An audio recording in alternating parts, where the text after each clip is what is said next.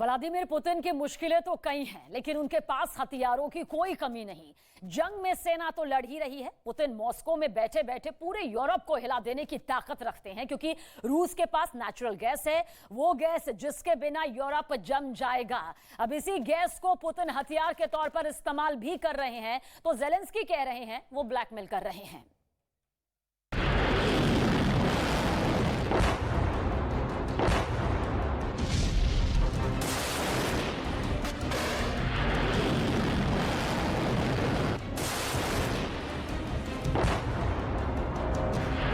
जंग जब जल्दी जीत में तब्दील ना हो तो सवालों की बारिश से तोप के गोले भी पिघलने लगते हैं।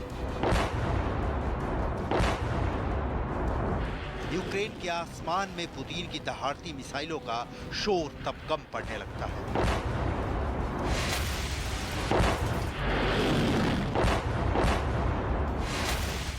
तब हाइपरसोनिक मिसाइलों की अचूक मार भी सिर्फ तबाही का मंजर दिखाती है। इन मिसाइलों के मार से कुछ हासिल नहीं होता।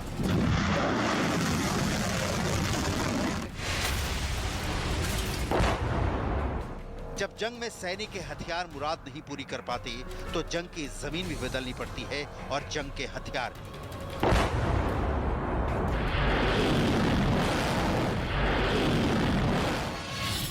बल्गेरिया और पोलैंड में रूसी गैस की आपूर्ति ठप। रूस के सेना नायक पुतिन क्या यही कर रहे हैं? क्या आखिरकार गैस वाला गोला ही पुतिन के लिए यूक्रेन के महायुद्ध में जीत का रास्ता तय करेगा?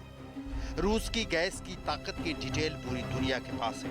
सवाल यहाँ वो नहीं, सवाल है चेतावनी, चैलेंज, धमकी और अब ब्लैकमेलिंग के गेम का। यूक्रेन वाले ज़ेलेंस्की जो कह रहे हैं पहले सुन लीजिए, इसके बाद पुतिन वाला वो बयान सुनेंगे जिसमें यूक्रेन की जंग की पूरी नई स्क्रिप्ट पुतिन की जुबानी है। Цього тижня керівництво Росії почало нову серію енергетичного шантажу європейців. Рішення обірвати постачання газу в Польщу і Болгарію – черговий аргумент на користь того, що ніхто в Європі не може сподіватись на збереження будь-якої нормальної економічної співпраці з Росією. Если кто-то вознамерится вмешаться в происходящие события со стороны, то они должны знать, да, и будут создавать для России неприемлемые для нас угрозы стратегического характера, они должны знать, что наш ответно-встречные удары будут молниеносными, быстрыми. У нас есть для этого все инструменты, такие, которыми не может сейчас похвастаться никто, а мы хвастаться не будем. आपने पुतिन और ज़ेलेंस्की दोनों को सुना, लेकिन क्या ये तय कर पाए कि कौन कर रहा है ब्लैकमेलिंग? युद्ध का आगाज करने वाले पुतिन या युद्ध का जवाब देने वाले ज़ेलेंस्की? कौन है असली ब्लैकमेलर? जंग और प्यार में सब कुछ जायज होता है, ये मान ले तो ना पुतिन गलत है ना ज़ेलेंस्की। ज़ेलेंस्की की चाहत दिखती है कि रूस सिर्फ यूक्रेन का दुश्मन नहीं दिखे, बल्कि पूरे नेटो सदस्यों के खिलाफ भी दिखे, अपने पड़ोसियों के खिलाफ भी दिखे, उन देशों के खिलाफ दिखे जो रूस से गैस मंगवाते हैं, उन देशों के खिलाफ दिखे जो यूक्रेन को मदद पहुंचाना चाहते हैं। मतलब रूस की छवि पूरे विश्व बिरादरी के खिलाफ दिखे, ताकि यूक्रेन के प्रति सहानुभूति दिखे, पुतिन हमलावर दिखे और ज़ेलेंस्की हमला झेलने वाले कातर प्राणी। आप कह सकते हैं कि इसमें गलत क्या है? ढलते यूक्रेन को बचाने की गरज ज़ेलेंस्की को सबसे ज्यादा नहीं होगी तो किसे होगी? Виглядає як зброя не тільки газ, але й будь-яку торгівлю. Просто очікує моменту, коли тим чи іншим торгівельним напрямком можна скористатись. Або скористатись, щоб шантажувати європейців політично. Або щоб посилити російську воєнну машину, яка розглядає об'єднану Європу як мішень. Тому чим швидше усі в Європі визнають, що не можна залежати в торгівлі від Росії, тим скоріше можна буде гарантувати стабільність. सवाल है फिर पुतिन पर उंगली क्यों उठे? अगर वो यूक्रेन के लिए हाथ बढ़ाने वालों को अंजाम भुगतने की चेतावनी दे रहे हैं, क्यों ब्रिटेन को बारंबार दोहराना पड़ता है कि यूक्रेन को हैवी हथियारों की सप्लाई की बहुत जरूरत है? Some argue that we shouldn't provide heavy weapons for fear of provoking something worse.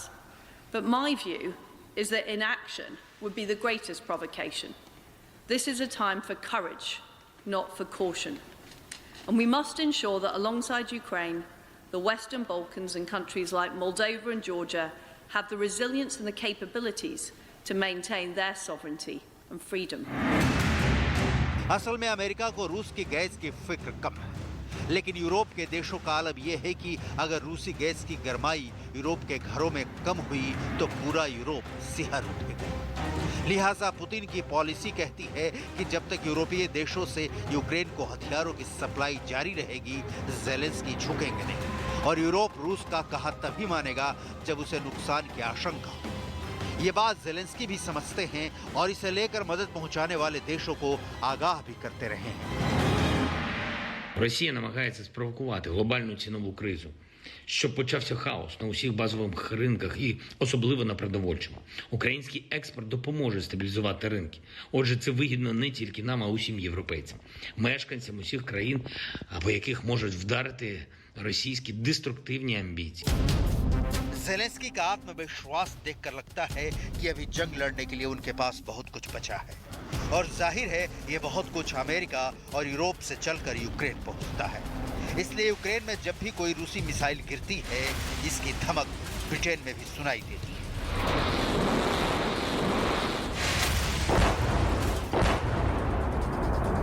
NATO's open door policy is sacrosanct. If Finland and Sweden choose to join in response to Russia's aggression, we must integrate them as soon as possible. Bulgaria और Poland में gas supply रोक देने का असर Britain में भी दिखता है, क्योंकि रूस के गैस के दम पर ही ब्रिटेन ठंड के सामने टिक पाता है और अब इस रूसी गैस की सप्लाई के बाधित होने की आशंका पैदा हो गई है। असल में America, Britain, Poland, Finland, Sweden सभी ब्लैकमेलिंग के खेल में शामिल है। उस कहावत की तरह कि को काहू में मगन को काहू में, सबको अपनी पड़ी है। अमेरिका को अपनी सर्वोच्चता और नेटो के भविष्य की, ब्रिटेन को गैस की, पोलैंड को पड़ोसी होने की, फिनलैंड को नेटो में एंट्री की, स्वीडन को नेटो में जाकर रूस को सबक सिखाने की, सब अपने हितों से संचालित हैं और महायुद्ध की भूमि अब ब्लैकमेलिंग की भूमि में जैसे तब्दील हो गई है।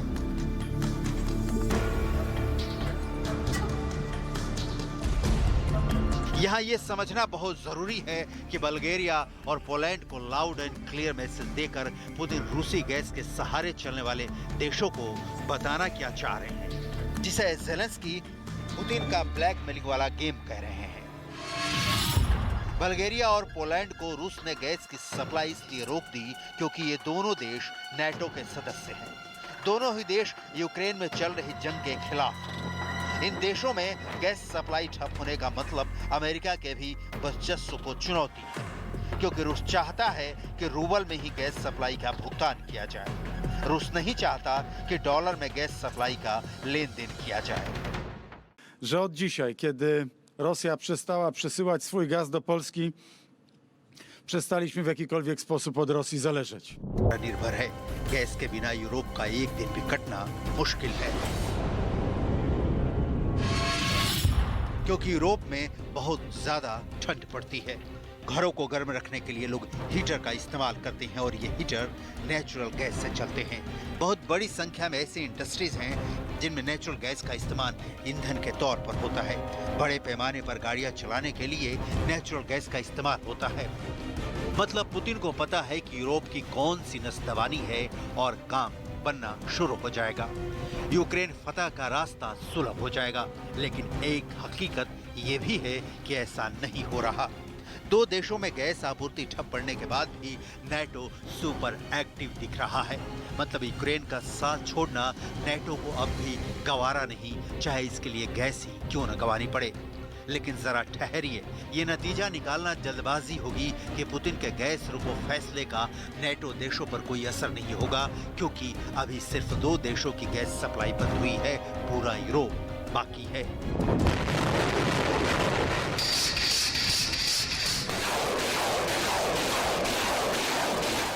और यूक्रेन में जंग का नतीजा जल्दी नहीं निकला तो पुतिन के टारगेट पर बचे हुए देश भी जल्दी ही आएंगे।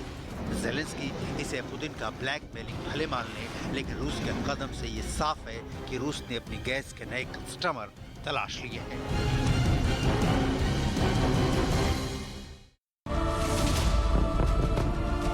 जो आपको दिख रहे हैं बिल्डिंग के अंदर, वो इक्विपमेंट है, मेडिकल इक्विपमेंट है। पूरी तरह से यहाँ जो मरीज थे उनको भी यहाँ से निकाला गया। ये तस्वीरें हैं ग्राउंड जीरो से, आपको मैं तस्वीरें दिखा रहा हूँ। जब हम लोग कीव पहुंचे उसके बाद से हम लगातार यहाँ से सायरन सुनते जा रहे हैं। देखिए ये तस्वीरें आपको दिखाऊंगा, पूरी तरह से शीशे ही शीशे यहाँ पर टूटे हुए हैं। इम्पैक्ट इतना जबरदस्त रहा कि परखच्चे उड़ गए।